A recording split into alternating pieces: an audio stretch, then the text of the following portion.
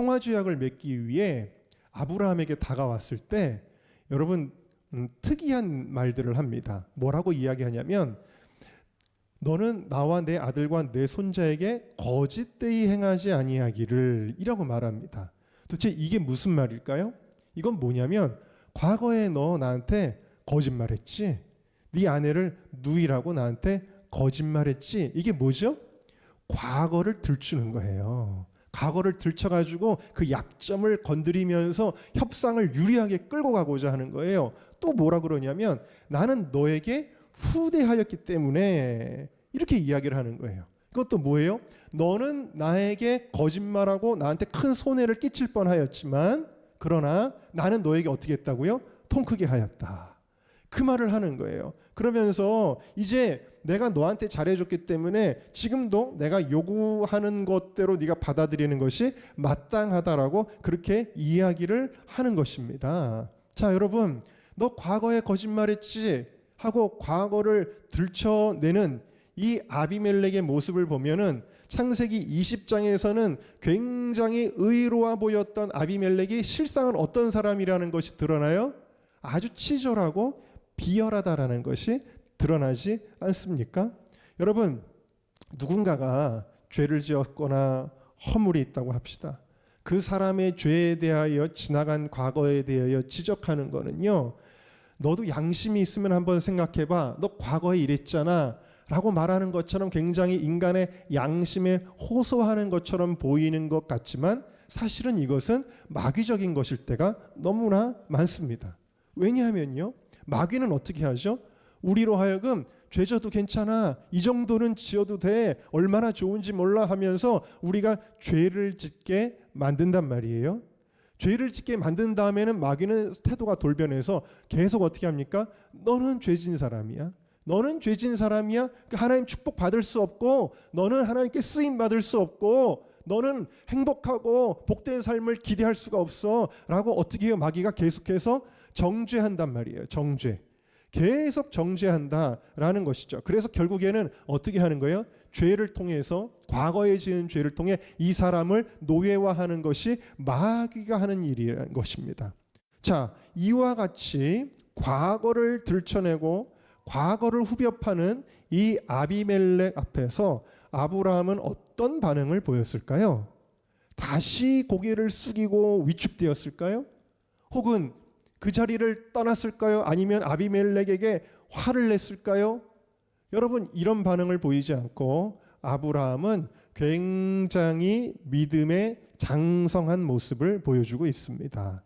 자, 무슨 얘기냐면 아주 차분하게 그래, 맞아. 과거에 네가 나한테 그렇게 또 잘해준 것도 맞아. 기억해. 좋아. 네 말대로 평화조약 맺자. 여러분, 사실 아브라함이라고 괘씸한 것이 없는 것이 아니거든요. 왜냐하면 최근까지 무슨 일이 있었냐면 아비멜렉의 종들이 아브라함의 종들이 파놓은 우물들을 뺏어버렸어요.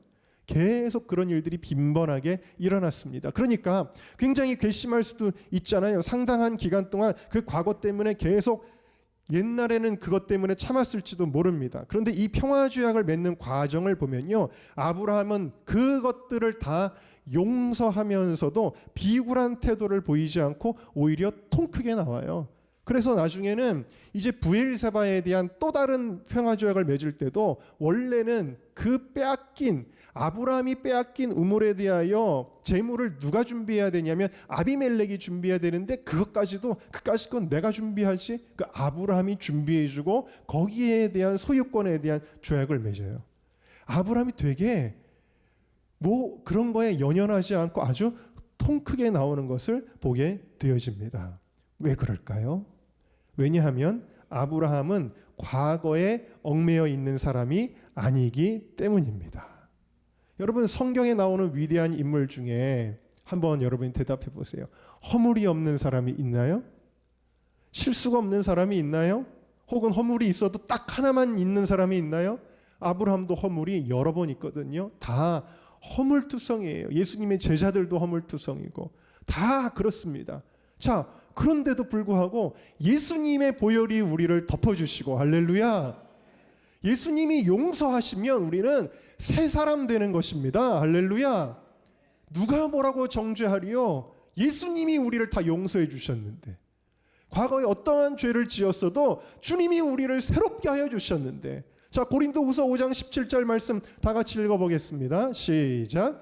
그런즉 누구든지 그리스도 안에 있으면 새로운 피조물이라, 이전 것은 지나갔으니 보라 새 것이 되었도다. 여러분, 지나간 것에 대하여 계속 생각하고 후회하고 죄책감 가지고 정죄할 필요가 있어요, 없어요? 없어요. 왜? 이전 것은 어떻게 됐으니까? 지나갔으니까. 이제 나는 뭐가 됐어요? 새로운 피조물이 된 줄로 믿습니다. 이사야 43장 25절에 주님께서는 우리에게 이렇게 말씀하십니다. 나 곧 나를 위하여 내 허물을 도말하는 자니 내 죄를 기억하지 아니하리라. 여러분, 하나님이 기억하신대요, 안 기억하신대요? 하나님 기억 안 하신대요. 아니, 하나님도 기억하지 않는 나의 과거를 내가 왜 자꾸 생각해요? 내가 왜 거기에 지금 얽매여 있고 내가 왜 거기에 노예가 되어 있냐라는 것입니다. 여러분, 아브라함이 지금 이렇게 담대한 사람이 될 수 있었던 것, 그렇게 치졸하고 비굴했던 아브라함이 이렇게 담대할 수 있었던 것은 무엇에서 근거하느냐? 그것은 하나님의 사랑입니다. 하나님이 나를 사랑하는데 누가 나한테 뭐라 그래요? 하나님이 나를 용서해 주시고 하나님이 지금도 나와 함께 하시는데 누가 나한테 뭐라 그래요? 여러분, 당당하시기를 주님의 이름으로 축원합니다. 제가 이거를 설교를 할까 말까 고민을 했는데 나쁜 설교가 아니니까, 제가 아는 어느 선배 목사님이 최근 몇 년 전에 큰 어려움을 겪으셨습니다. 실제로 큰 죄를 지은 것은 아니에요. 죄를 지은 것은 아니지만 그렇게 보일 수밖에 없는, 누구나 그러면 죄를 지었을 거야라고 생각할 수밖에 없는 그러한 정황 가운데 이분이 있었습니다. 그런 정황을 여러 번 연출을 했어요. 근데 저는 그 선배 목사님을 개인적으로 잘 알아요.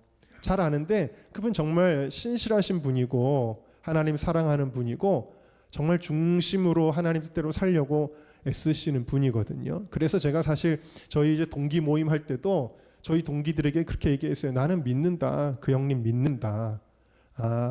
혹시 조금 실수가 있긴 했지라도 사람들이 생각하는 그런 죄를 분명히 짓지 않았다라는 걸 나는 믿는다 그랬더니 저희 동기들은 아이 그걸 어떻게 믿어? 뭐 이러기는 했습니다. 저는 진짜로 믿어요. 그분은 그럴 분은 아니에요.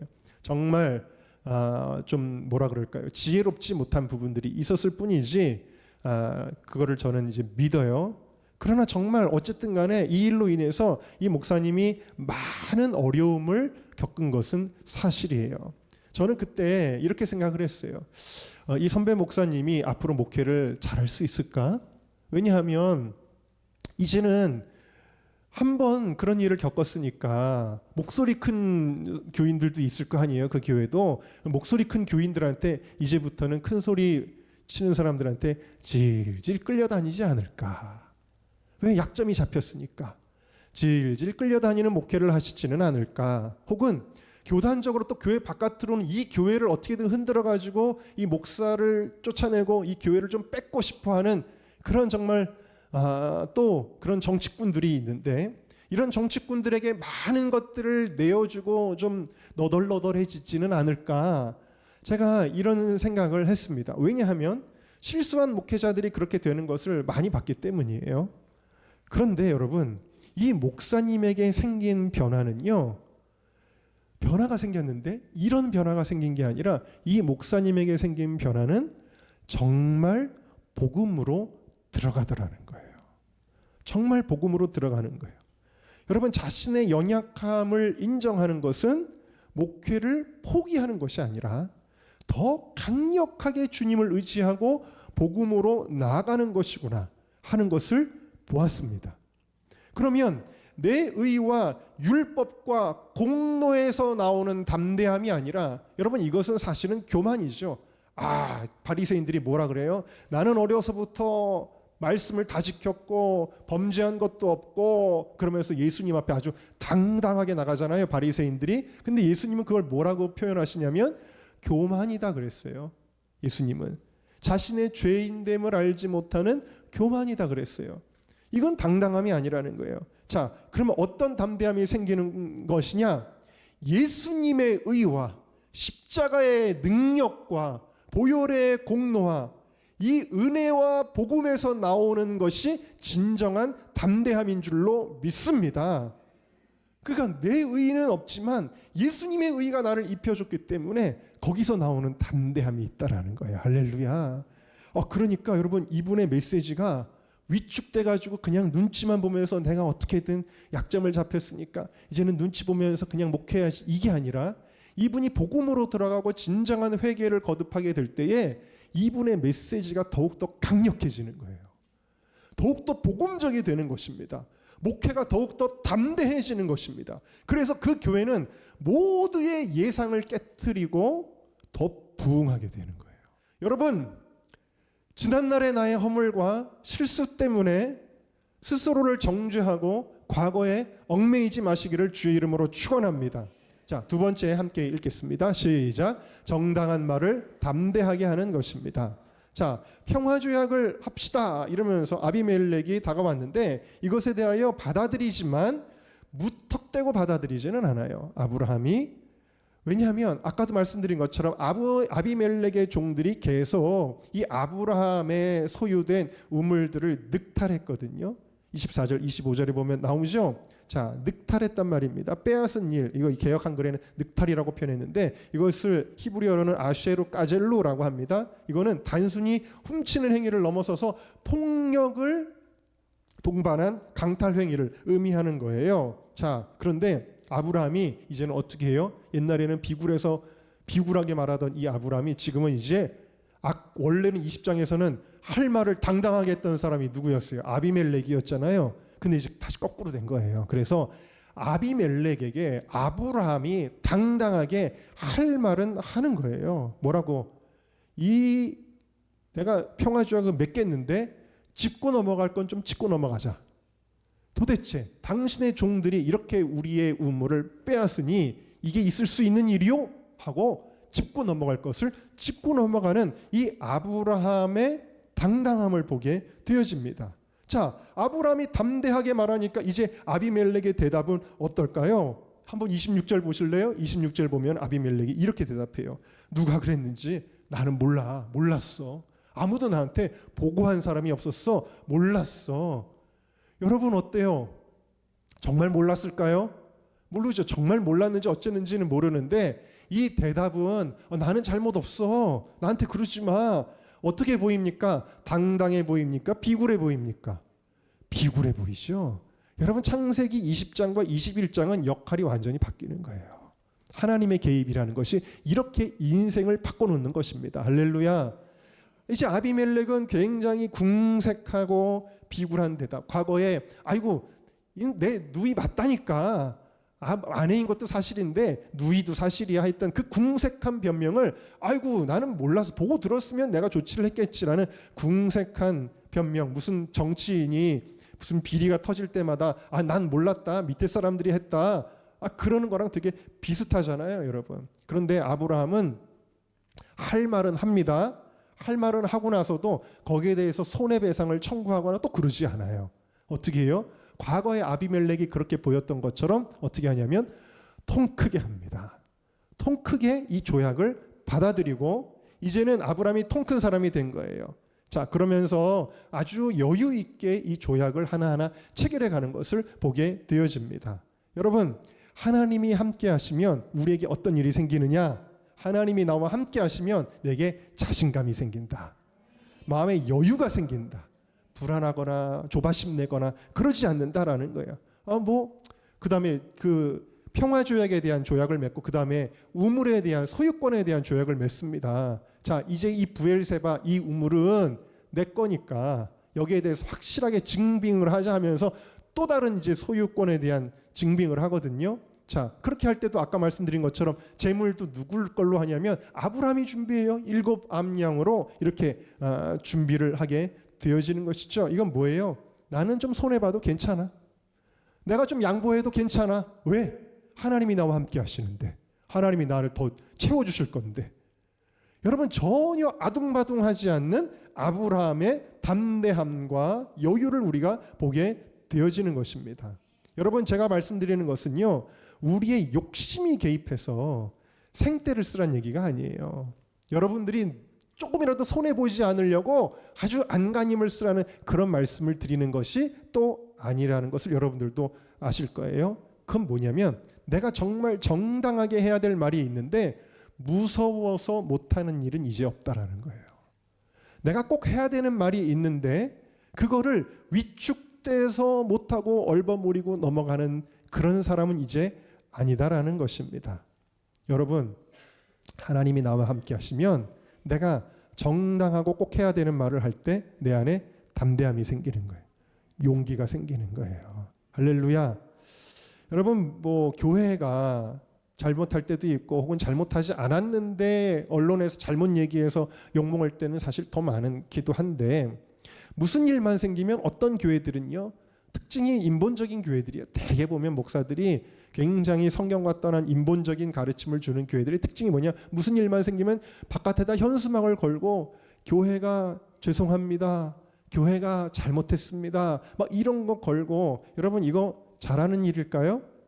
제가 하나 예를 들어 보겠습니다. 얼마 전에도 영화가 또 만들어져 가지고 또 교회에 대한 막 공격을 하고 막 악플이 달리고 했던 게 있죠. 그게 뭐냐면 2007년도에 있었던 아프가니스탄 사태란 말입니다.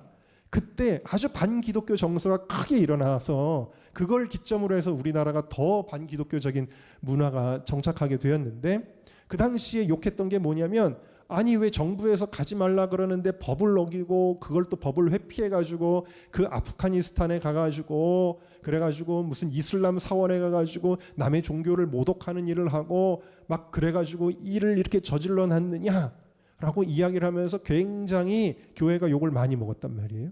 자, 그런데 실상은 어땠느냐? 실상은 그렇지 않았어요.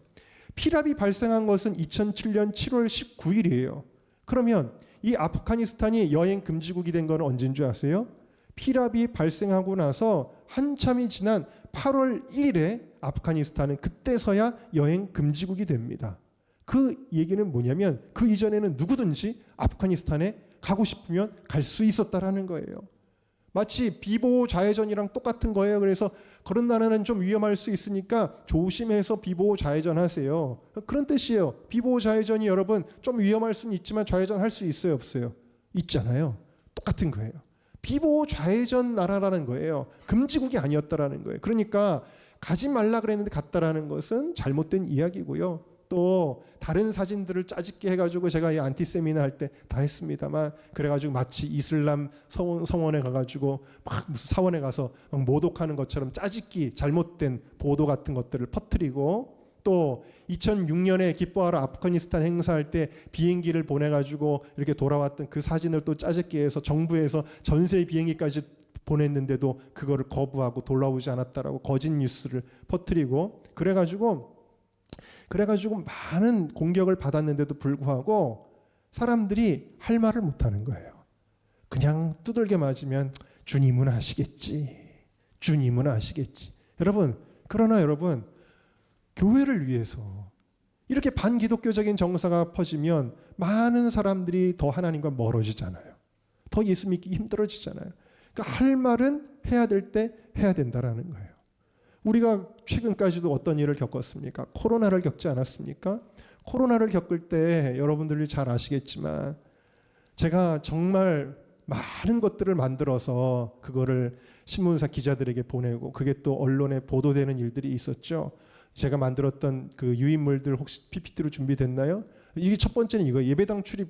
여러분, 원래 예배당에는 아무나 들어갈 수가 없어요. 예배 드리려는 사람 아니면. 그래서 제가 이거 다 기록했던 거 아닙니까? 예배 공간은 그 수색, 집회, 감시, 종교 탄압 등을 목적으로 하는 것이 불허가 되어 있어요. 그래서 지난 2000년 동안 민주화 운동하다가 도망쳐서 들어오는 사람도 경찰들이 체포해서 끌고 나가지를 못했던 곳이 교회인데, 코로나가 되니까 경찰들이 막 교회들마다 우르르 몰려 들어가는 거예요.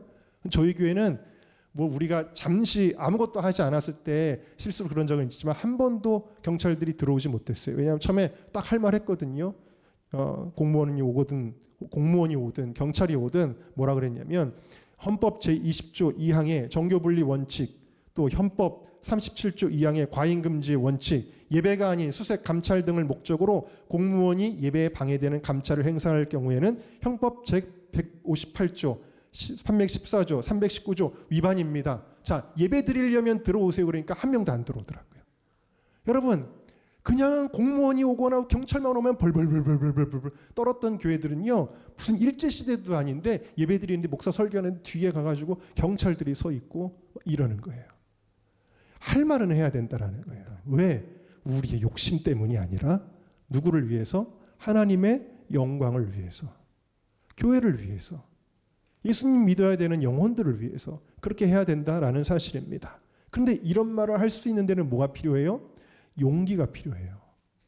용기는 그럼 어디서 나오냐? 하나님이 나와 함께 하신다라는 담대함에서 나오는 거예요. 내가 홀로 서 있다면 이런 말을 할 수가 없는 거예요. 여러분, 모세에게 하나님이 말씀하십니다. 너 바로에게 가서 내 백성 이제 데리고 나가겠다라고 말해라. 정당한 거거든요. 여러분, 바로가 이스라엘 백성, 하나님의 백성들을 노예로 삼고 학대하는 것은 불의한 일이거든요. 그러니까 모세가 가서 얘기해야 됩니다. 근데 모세가 처음에는 못하겠다 그랬어요. 왜? 어떻게 그 무시무시한 권력을 가진 사람 앞에 갈 수 있냐는 겁니다. 그런데 하나님이 계속 뭘 알려주시는 거예요? 내가 너와 함께 하겠다. 너 지팡이 던져봐. 뱀이 됩니다. 다시 집어봐. 다시 지팡이가 됩니다. 내가 너와 함께 하겠다. 주님, 저는 말주변이 없습니다. 제가 어떻게 오버버버버 하다가 무시만 당할 것 같습니다. 내가 너와 함께 하겠다. 아론을 붙여줄 거다. 내가 네 입에 할 말을 줄 것이다. 내가 너와 함께 하겠다. 그럴 때 이 모세의 마음속에 40년 동안 도망자로 살았던, 비굴하게 도망자로 살았던 모세의 마음속에 뭐가 생기는 거예요? 용기와 담대함이 생기게 되어진 줄로 믿습니다. 여러분, 그러니까 여러분, 할 말은 해야 되는 거예요. 어떨 때는 저도 우리 다음 가서 그런 얘기 했는데, 저도 이렇게 목사니까 말 못하는 경우가 많았거든요. 그리고 사실은 뭐 이런 병원에서도 마찬가지고, 목사니까 그냥 좋게 넘어가자. 그런 게 너무 많았는데, 제가 말씀을 준비하면서 무슨 생각이 드냐면, 내가 무슨 내 욕심으로 말하려는 것도 아니고, 내가 뭐를 뜯어내려는 것도 아니고, 나는 그런 사람도 아닌데, 나도 할 말은 해야 되겠네 라는 생각이 드는데, 이걸 잘 구분해야 돼요. 여러분, 내 어떤 욕심과 이런 걸로 하면 안 되고. 그런데 여러분, 이러려면 뭐가 필요하냐면 자신감이 필요해요. 이 자신감은 오직 하나님이 나와 함께 하신다. 여러분, 아브라함이 하나님의 종이기 때문에 아브라함의 허물로 생겨난 일이라고 해도, 이 아브라함의 가정을 건드리는 일을 했다가는 아비멜렉이고 뭐고 이 나라는 다 쑥대밭이 되는 상황이었어요. 너무 어떻게 보면은 좀 불공평해 보일 수 있을지 모르지만 그것이 하나님의 종에 대한 하나님의 강력하신 함께 하심이었거든요. 그래서 저도 그런 마음이 들 때가 있어요. 나한테 잘못하면 안 될 텐데, 내가 하나님의 종인데, 내가 하나님의 기름 부신 종인데 나에게 이렇게 피해를 주고 나에게 이렇게 모욕을 주고 이러면 저 사람 안 될 텐데, 이거는 너 좀 혼나봐라, 너 좀 저기 당해봐라, 이런 마음 아니에요. 이런 마음이 아니라 어떤 마음이냐면 걱정돼서 하는 거예요. 내가 하나님의 종인데 나한테 이렇게 모욕적으로 하면은 안 되는데 저 사람, 그럼 하나님이 그냥 놔두시지 않을 텐데 하는 걱정되는 마음이 든다라는 것이죠. 근데 여러분, 이런 마음이 여러분들 안에도 있으시기를 주의 이름으로 축원합니다. 여러분이 정말 하나님의 사람이십니까? 여러분이 정말 하나님의 아들이고 딸이십니까? 그럼 여러분들의 마음속에 뭐가 있어야 되냐면, 나한테 이렇게 불합리하게 나한테 모욕을 주고 나한테 이렇게 억울하게 하고 이러면 안 되는데, 왜요? 난 하나님의 사람이니까. 여러분, 이거는 너 나한테 잘못했으니 너 당해야 돼. 너 벌 받을 거야. 저주하는 그런 것과 돼서는 절대 안 되고요. 이건 뭐냐면 하나님이 나와 함께 하신다라는 든든한 믿음을 가지시라는 거예요. 할렐루야. 여러분, 여러분들이 그 믿음을 가지고 있으면 그 누구도 여러분들을 해할 수 없는 거예요. 여러분을 하나님이 그래서 아브라함에게 뭐라고 말씀하셨습니까? 내가 너를 축복의 근원으로 삼을 텐데 너를 축복하는 자에게는 내가 뭐 하겠다고요? 축복하겠다. 너를 저주하는 자에게는 내가 뭐 하겠다고요? 저주하겠다. 아브라함에게 그게 있는 거예요. 여러분들에게도 여러분을 축복하는 자가 축복을 받고 여러분을 저주하는 자가 저주를 받는다라는 하나님 자녀의 신분의식의 그 당당함이 있으시기를 주님의 이름으로 축원합니다.